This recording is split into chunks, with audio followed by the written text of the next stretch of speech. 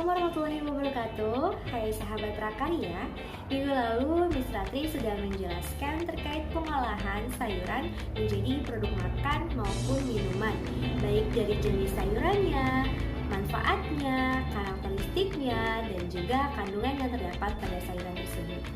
Dan pada kesempatan kali ini, Miss Ratri akan menjelaskan pengolahan hasil samping dari sayuran. Berikut penjelasannya. Sebelum Miss Ratri menjelaskan apa sih pengertian dari hasil samping sayuran, pertama kita harus bersyukur tentunya kepada Allah Subhanahu wa Ta'ala karena Allah sudah menciptakan begitu banyak kekayaan yang ada di dunia ini. Salah satunya cara bersyukur kita yaitu dengan cara mengolah sumber daya alam yang ada di bumi ini. Apa sih yang kita bisa olah? Yaitu mengolah sumber daya alam berupa tanaman sayuran. Pengertian pengolahan hasil samping sayuran berarti kita memanfaatkan hasil samping selain dari hasil utama pada sayuran tersebut. Misalnya nih, ada suatu sayuran yang bisa kita manfaatkan selain dari sayuran utamanya. Ada dari batangnya, kulitnya, tangkainya, atau bagian luar dari sayuran tersebut. Nah, dengan kita memanfaatkan hasil samping dari sayuran, secara tidak langsung kita sudah mengurangi resiko terjadinya penyebaran sampah karena kita memanfaatkan hasil samping dari sayuran tersebut bukan hanya hasil utama pada sayuran tersebut. Sudah cukup jelas bukan mengenai pengertian dari hasil samping? Lalu apa saja sih jenis dari hasil samping itu serta kandungan yang terdapat pada hasil samping sayuran itu? Berikut penjelasannya.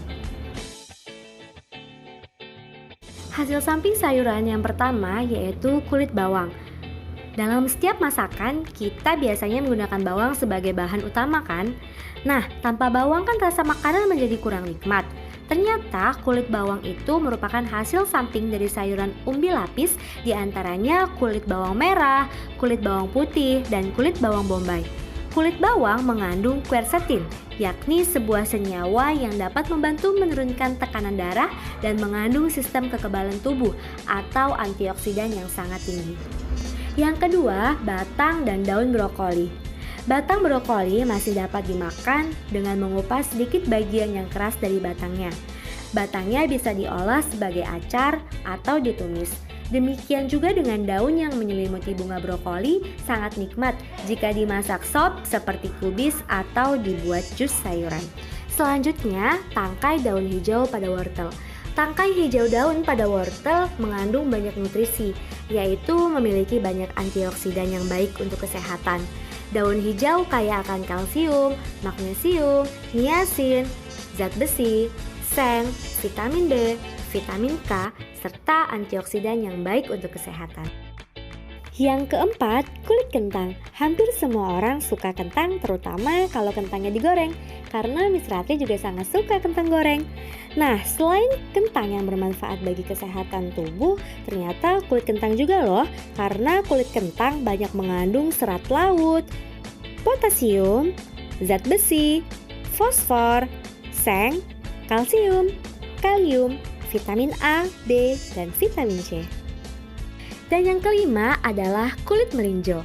Kalau kalian asing dengar kata melinjo, melinjo itu sama halnya dengan tangkil. Jadi kalau kalian pernah makan tangkil, pernah makan melinjo, itu sama aja. Jadi kulit melinjo itu bisa disebut juga dengan kulit tangkil. Dan ternyata kulit tangkil juga banyak manfaatnya loh. Kulit melinjo mengandung energi tinggi, karbohidrat, protein, lemak, kalsium, fosfor, vitamin A, B1, dan C. Kulit melinjo menghasilkan ekstrak anti asam urat. Kalau biji melinjonya menyebabkan sakit asam urat, namun kulit melinjo merupakan obat asam urat.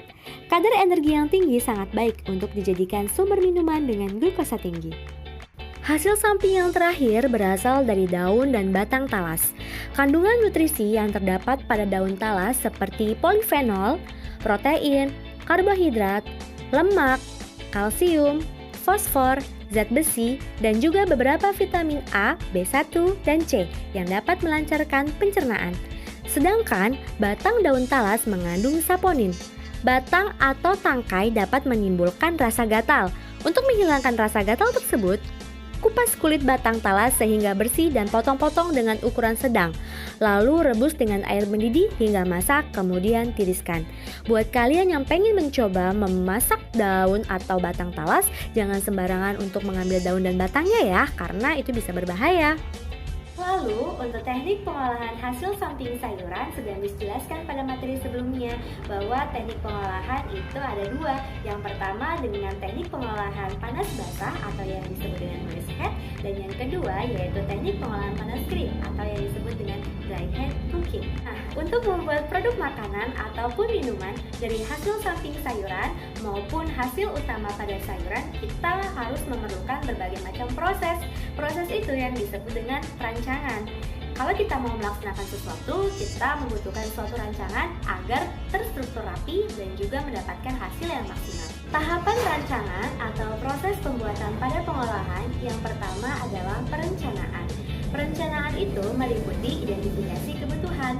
Identifikasi kebutuhan misalnya adalah kamu sedang lapar, tetapi di rumah kamu hanya ada sebuah kentang.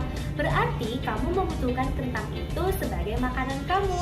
Bisa dibuat kentang goreng ataupun disambal goreng. Jadi itulah yang dimaksud dengan perencanaan pada identifikasi kebutuhan.